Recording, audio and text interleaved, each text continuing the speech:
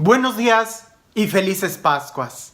El día de hoy en el Evangelio es un Evangelio muy sencillo. Una narración que pareciese es muy pobre comparada con las demás narraciones que hemos estado reflexionando sobre las apariciones de Jesús resucitado. Y no me malinterpretes, si nos detuviéramos a ver cada detalle de una de ellas, pudiéramos escribir un libro u organizar un retiro hablando solamente de una sola de esas apariciones. Pero comparada con la del Evangelio del día de hoy, es un poco sencilla porque nos tiene que provocar una reflexión no solamente intelectual, sino en nuestra forma de vivir.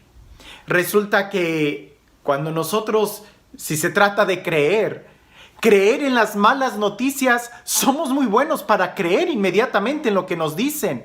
Incluso a veces hasta muy ilusos, porque ni siquiera tenemos los detalles cuando ya estamos hasta contando lo que se nos dijo cuando se trata de una mala noticia. Pero creer una buena noticia es más difícil. Nos cuesta creerlo e incluso ni siquiera lo compartimos cuando se trata de buenas noticias. Te doy este ejemplo. Si te dicen, fulano de tal resulta que ahora es alcohólico, muy seguramente más de uno va a decir, ya me lo imaginaba. Pero si te dicen, ¿te acuerdas de fulano de tal que era alcohólico? Pues resulta que ya no toma. Es más difícil creerlo. Más de uno va a decir, no lo creo, imposible. Chango viejo no aprende maroma nueva o cosas por el estilo. Es más fácil y es como una tendencia muy humana, muy carnal, muy de la carne, el creer rápidamente en las malas noticias. Pero creer una buena noticia cuesta un poco. En el Evangelio del día de hoy, Jesús escoge a personas con un pasado para transmitir una buena noticia. Por ejemplo, de una manera muy singular, el evangelista dice que Jesús se le apareció a María Magdalena y hasta pone el adjetivo calificativo de la que había expulsado demonios. Pues, ¿qué otra María Magdalena había? Era suficiente que dijera María Magdalena, pero si el evangelista quiere subrayar el pasado, es porque la encomienda que le da a ella tiene que tener un efecto en los discípulos. Y los discípulos no creen en las palabras de María Magdalena. Quizás por dos razones. Una, porque la noticia era tan buena que no se podía creer. ¿Que Jesús haya resucitado? No me vengas con eso. Y la segunda es que se te apareció a ti en lugar de a nosotros, tampoco. Y luego llegan aquellos dos discípulos desertores por los cuales se les había aparecido en el camino y llegan y les dicen, a nosotros también se nos apareció. Y lo mismo pudiera significar, pero ¿por qué a ustedes que han sido malos o que estaban desertando, vienen y se les ha aparecido el Señor y no a nosotros? La actitud es la misma. No se cree en la buena noticia porque es muy buena y luego no se cree en el mensajero cuando se nos olvida que el mensaje es lo más importante. Y en eso nosotros debemos de prestar mucha atención porque muchas veces descalificamos el mensaje por el mensajero, cuando no, lo más importante es el mensaje. Ahora, Jesús se les aparece y les reprocha la falta de fe, de que no habían creído por el mensaje que Jesús los había mandado a ellos. Creer en el resucitado tiene que ser algo, es quizás la piedra fundamental de toda nuestra fe.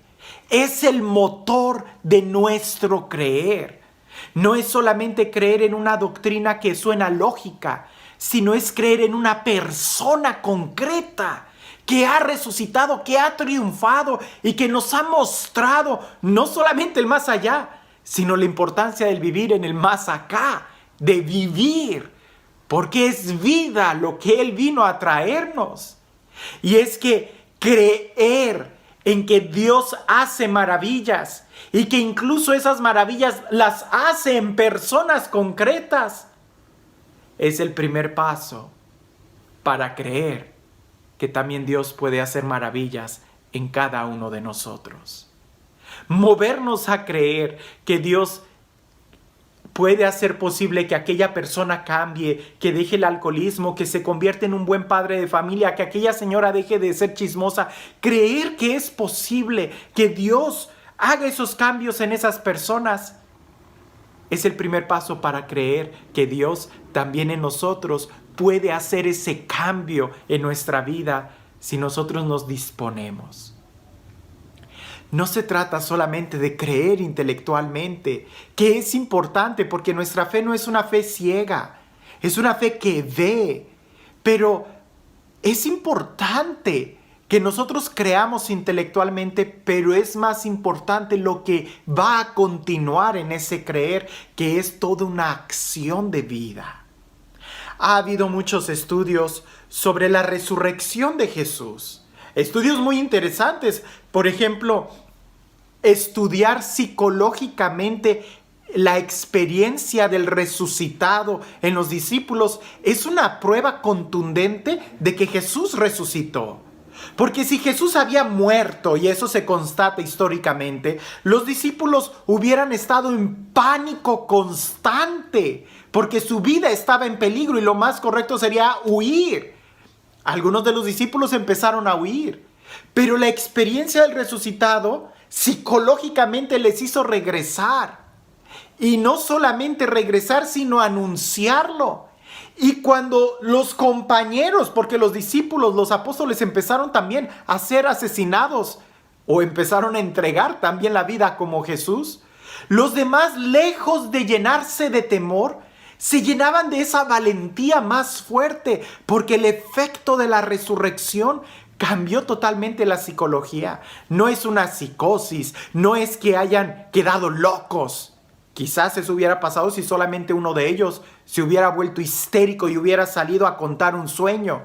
Pero que todos hayan tenido esa experiencia habla de una realidad histórica. Hay otro estudio que pudiera ser el estudio cultural. ¿Sería posible que hubieran tomado un cuerpo que se lo hubieran robado? ¿Sería posible que pudieran dar la vida por una mentira?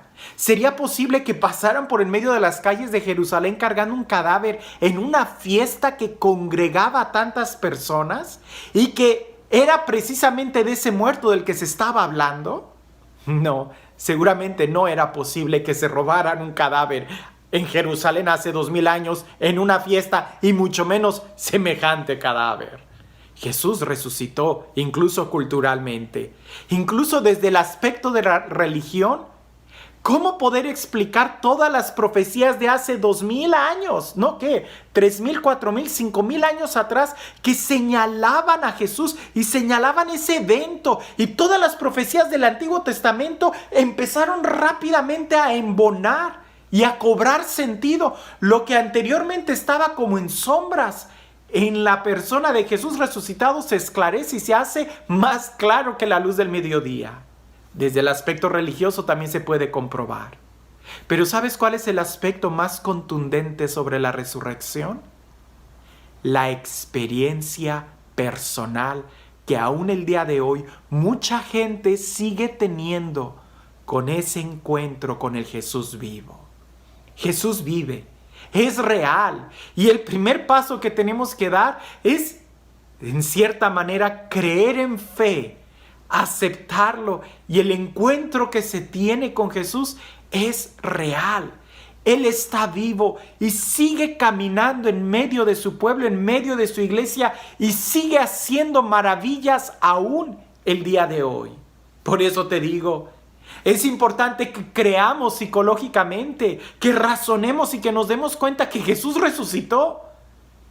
Pero también es muy importante que le abramos nuestro corazón y que tengamos esa experiencia que va a hacer que nuestra vida cambie, que va a hacer que nosotros también demos testimonio de que Jesús ha resucitado, sin importar que en un momento hayamos sido pecadores, que hayamos sido desertores, que hayamos tenido demonios en nuestro interior, porque lo más importante es el mensaje que recibimos y mensaje que no podemos contener, sino que tenemos que anunciarlo. Jesús vive, ha resucitado. El día de mañana es mejor que el día de hoy.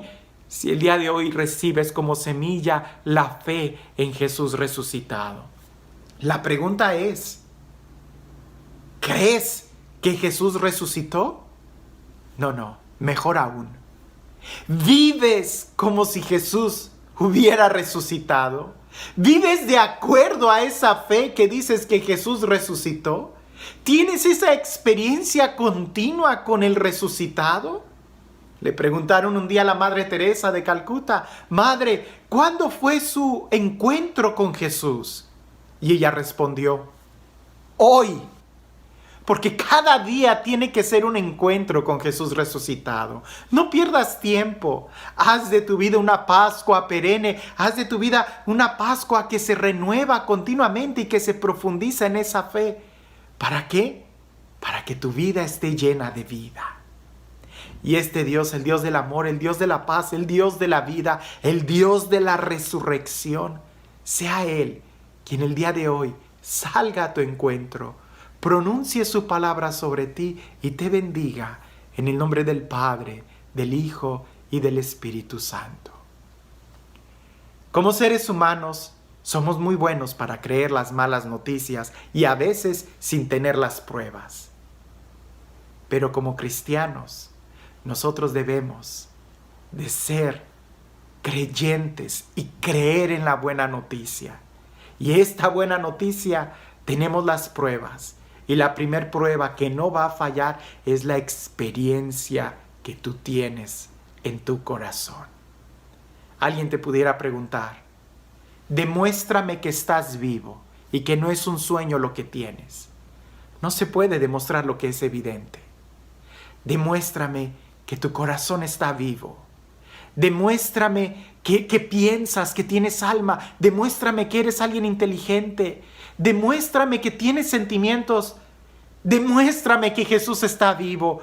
Con tu vida, con tu testimonio. A veces dejamos mucho que desear, pero hoy es una oportunidad para creer en Jesús y para vivir de acuerdo a esta fe. Jesús está vivo. Él vive. Él reina.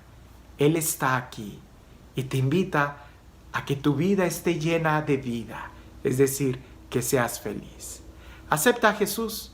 Ten un momento de oración y reconócelo a Él. Porque creer en Él es creer que tú puedes ser mejor cada día. Que tengas un excelente día.